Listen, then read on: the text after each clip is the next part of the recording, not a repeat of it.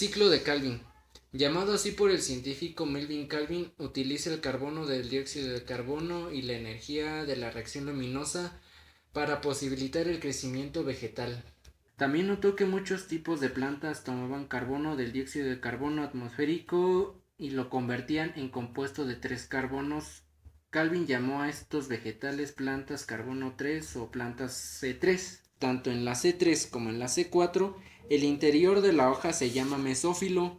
En las plantas C3, las células del mesófilo donde ocurre la fotosíntesis se dispone en capas.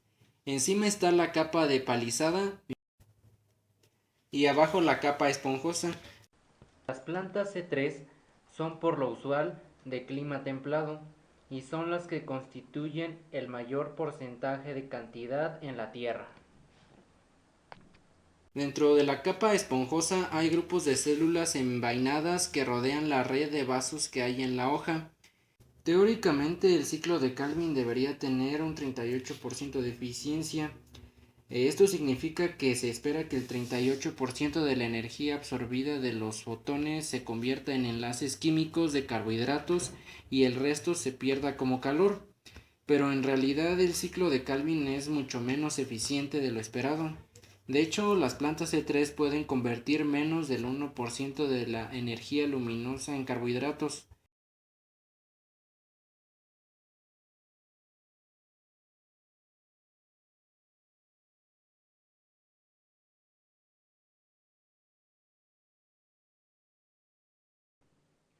Plantas con metabolismo C4 tienden a habitar en zonas áridas, pero varían como el caso del maíz.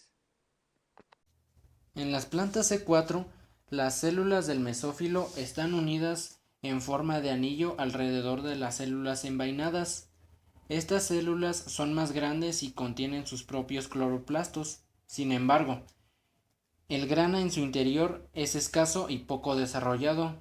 Son incapaces de realizar la reacción luminosa, por lo tanto son los cloroplastos de las células del mesófilo con su grana bien desarrollado, quienes producen el ATP y el NADPH2 para la reacción oscura. Pero las plantas C4 requieren la participación de las células mesofílicas y envainadas durante la reacción oscura. Como están muy cerca, los materiales pasan de unas a otras. El dióxido de carbono se difunde a través de la membrana de las células del mesófilo y entran a la reacción oscura al ser fijadas al oxacelato. El dióxido de carbono se difunde a través de la membrana de las células del mesófilo y entran a la reacción oscura al ser fijadas al oxacelato, un compuesto de 4 carbonos. Luego en el NADPH2 se acerca al oxacelato y lo convierte en malato, también de 4 carbonos. Y luego, para sorpresa de los investigadores que lo descubrieron, el malato no solo difunde fuera del cloroplasto, sino que va a las células del mesófilo y a las células envainadas donde entra al cloroplasto. Aquí el malato da energía al NADP para formar NADPH2. Al hacer esto, el malato se convierte en un compuesto de 3 carbonos, llamado piruvato, y sorprendentemente en dióxido de carbono. Parece un desperdicio de energía absorber el dióxido de carbono y después liberarlo sin haberlo usado. Pero hay un detalle.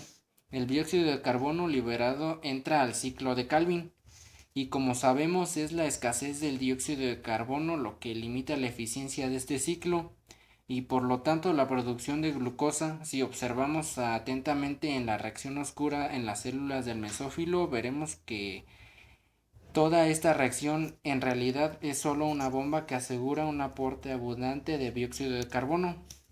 Para el ciclo de Calvin hay otro mecanismo en planta C4 que aumenta la eficiencia, y después de que el piruvato se disuelve a las células del mesófilo encuentra al ATP y se convierte en fosfonolpiruvato o PEP. En el PEP, quien toma el dióxido de carbono para formar oxacelato, ya que el PEP tiene baja afinidad por el oxígeno, espera tranquilamente al dióxido de carbono. Es algo muy distinto que ocurre con el RUDP en las plantas C3. En las plantas C4 viven en ambientes desérticos y tropicales y las plantas C3 no pueden. La explicación es muy sencilla. poros especiales en la superficie de la hoja llamadas estomas, los cuales son unos poros diminutos que se encuentran en toda planta. Regulan el movimiento de los líquidos y gases a través de la hoja. En el calor, estos poros casi se cierran, evitando la pérdida excesiva de agua hacia el aire, pero ocasiona un gran problema en la planta.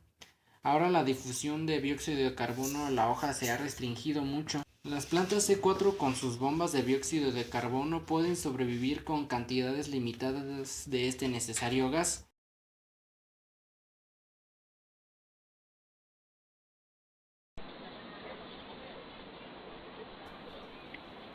Las plantas CAM se distinguen del resto de las plantas del mundo vegetal por no desarrollar fotosíntesis.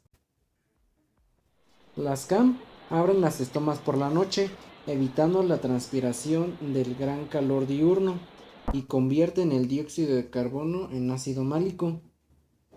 Una vez conformadas las componentes como el NADPH más HCO2, entre otros, se produce el ácido málico. Al día siguiente, con los estomas cerrados, convierten el ácido málico en azúcares, que serán aprovechados para su metabolismo. Durante la presencia de la luz solar o en el día, el proceso en estas plantas va en retroceso. Comienza en el ácido málico y finaliza por la entrada de la luz. Aquí interactúa el ciclo de Calvin, que como ya mencionamos con anterioridad, juega un papel muy importante durante el proceso de desarrollo de las CAM.